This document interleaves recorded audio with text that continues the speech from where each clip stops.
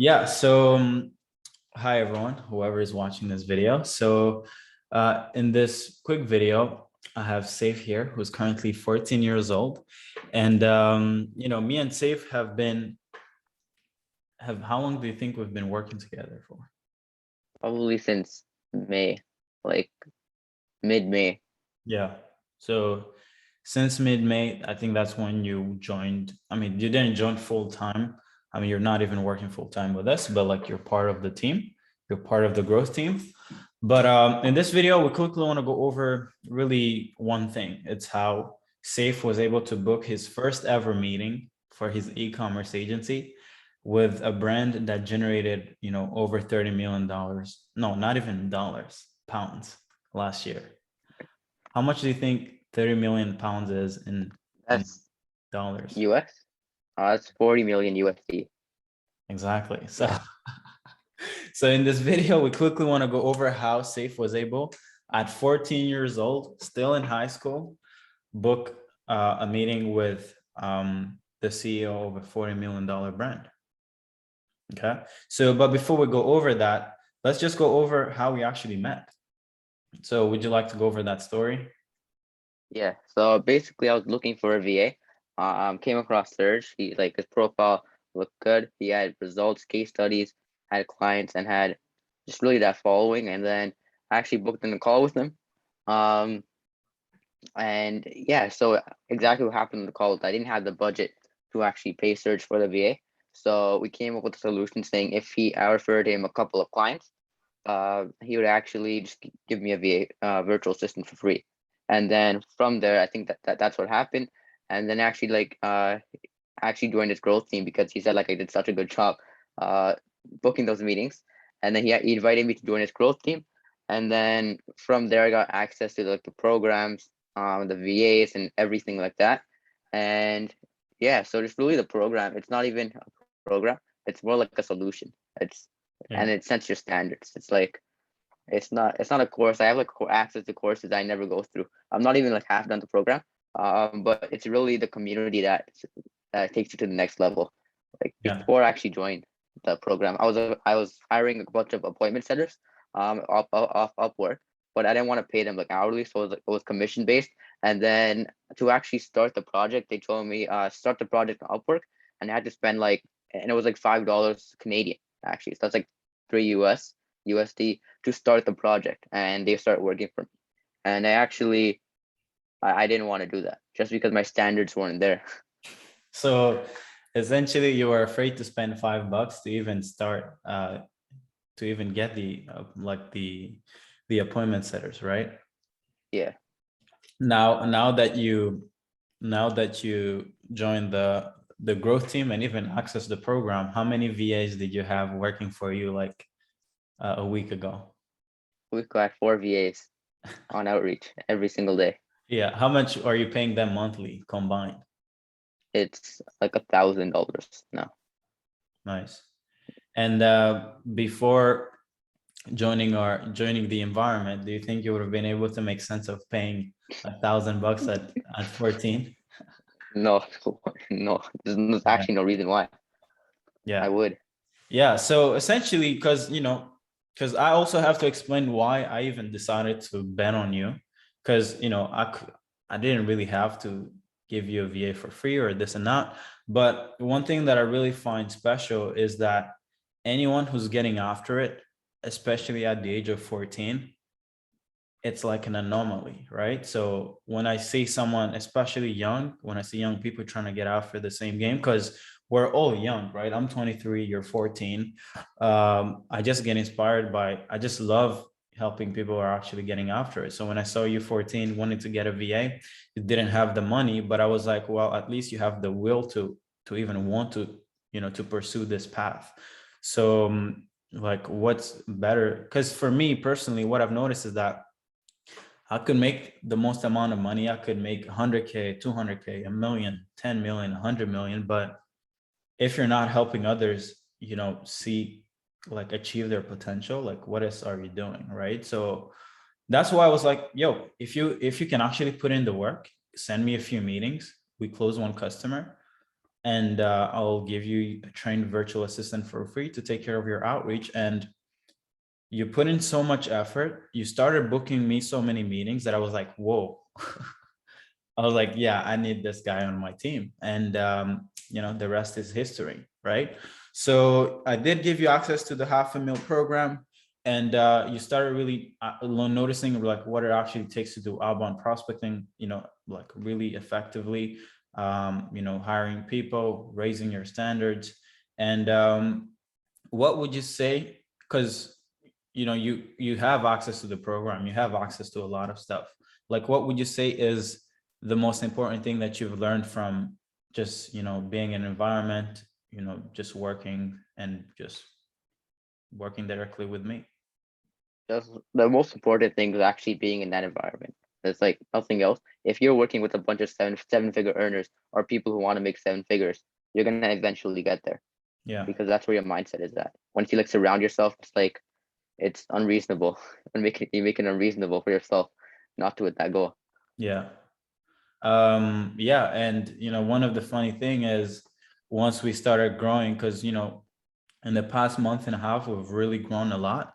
And one of the funniest, like the one thing that is pretty funny is that, because you're pretty young, right? So like you still have, still believe that anything is possible. And I actually prefer having you in my environment, because we're setting like a goal to hit 6 figures per month. By the way, we got really close last month, really, really fucking close to the 6 figures per month.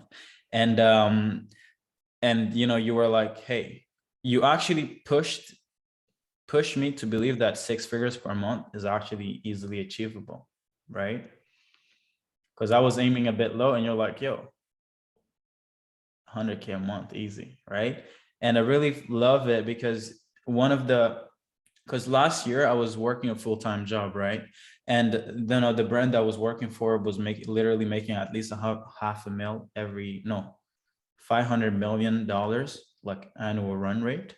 And what the CEO told me, like before, when I was still working there, I asked him like, hey, what advice would you give to someone who's looking to get into this entrepreneurship game?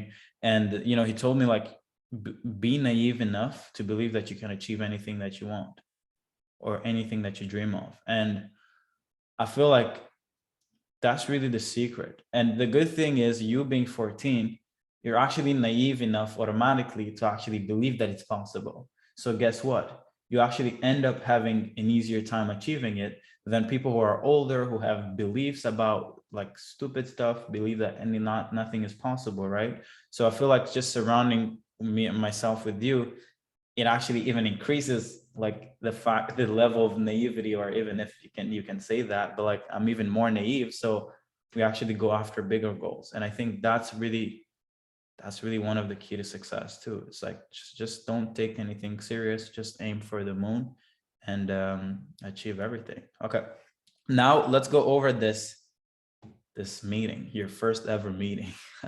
First, like, how did you even handle did you feel any pressure getting on that meeting?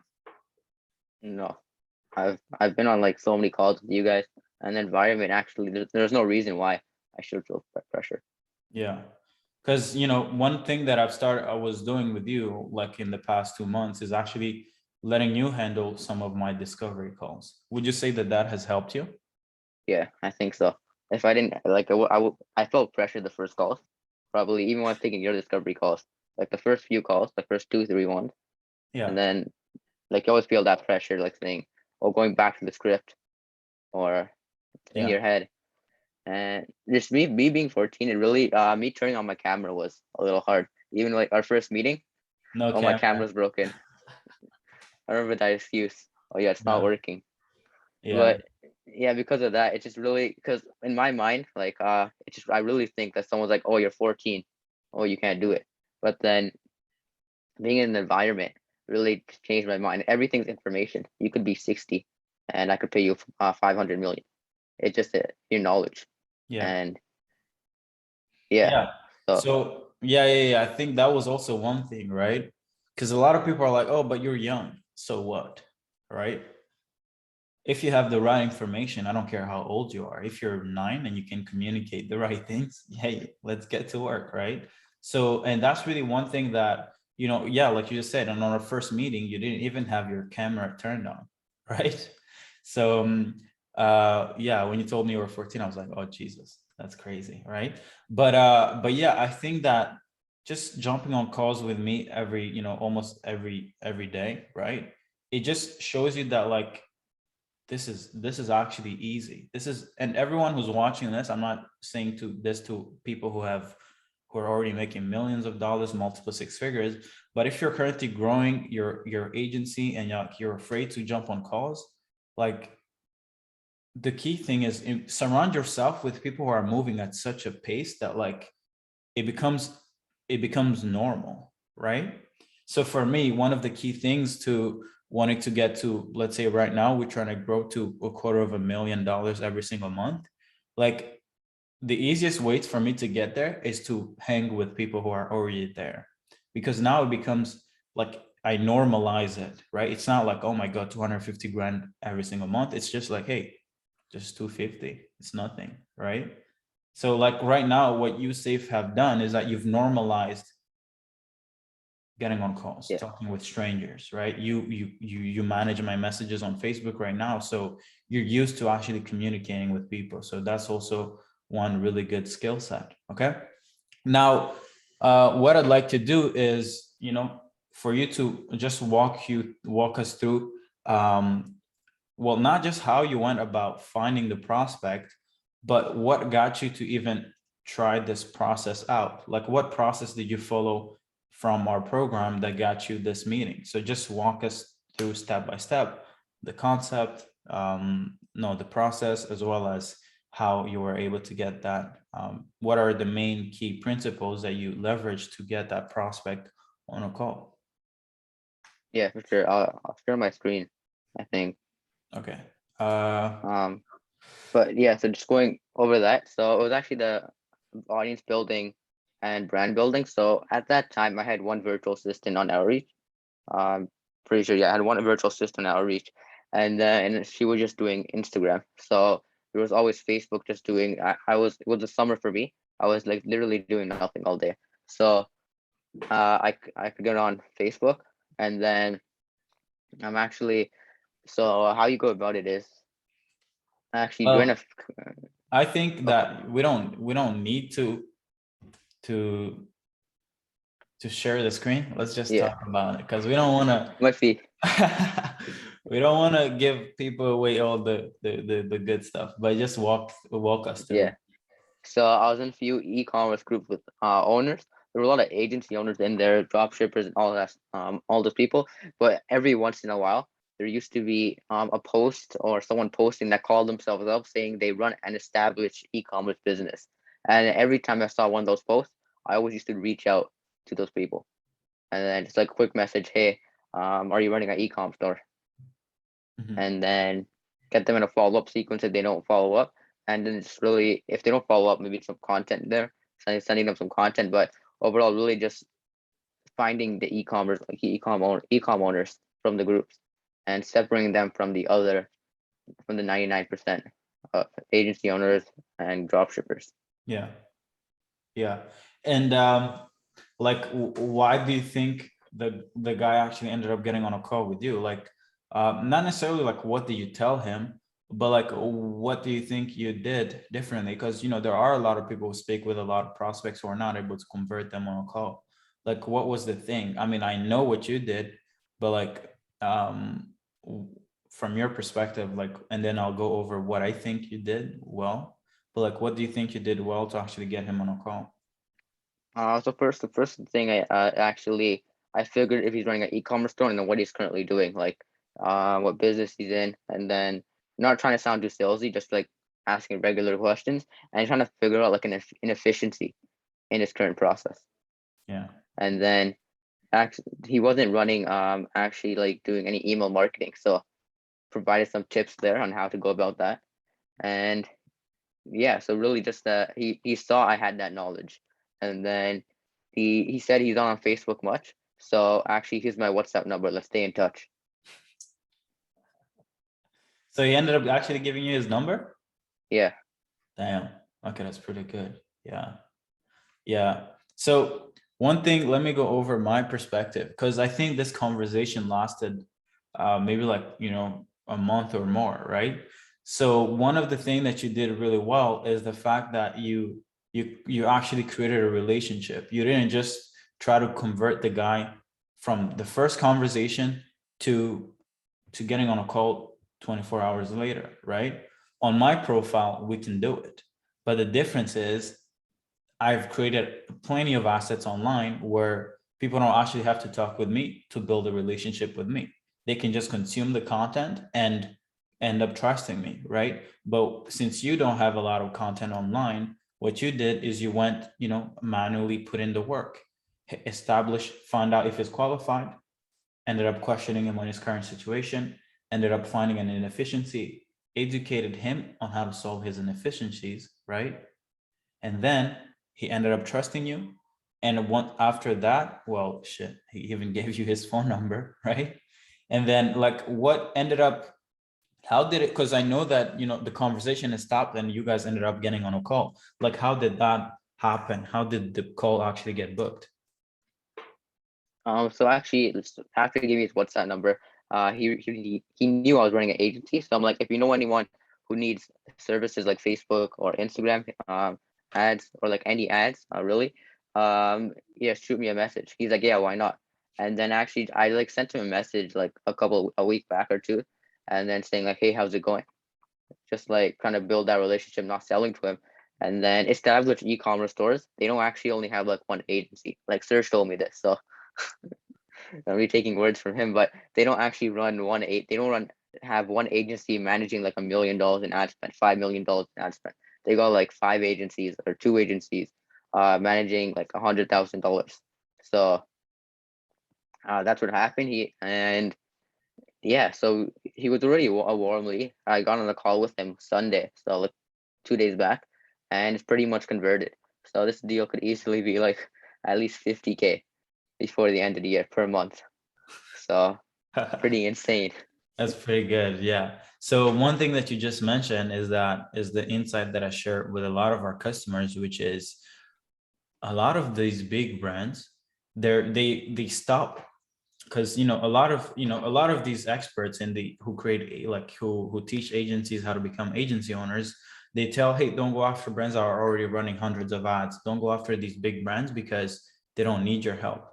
But that's really the dumbest thing that I've ever seen, because once you build a really big brand and you do it at scale, you stop being an actual business owner, but you become like a money manager. You become like a hedge fund, which sole purpose is how can you invest $1 and make $2 back, $3 back, $10 back, right? And the key thing to actually getting the best return is to find the best assets, the best vehicles to actually get you that return. So how do they do it? The last brand, my last job was working for an e-commerce meal kit company. They were spending back in 2019, maybe like 2 million a month, right? And they did have a marketing team, but that marketing team couldn't give them the best ROI on 2 million bucks, right? I don't even think they could actually manage 2 million just with the in-house team, because they have to manage a lot of stuff.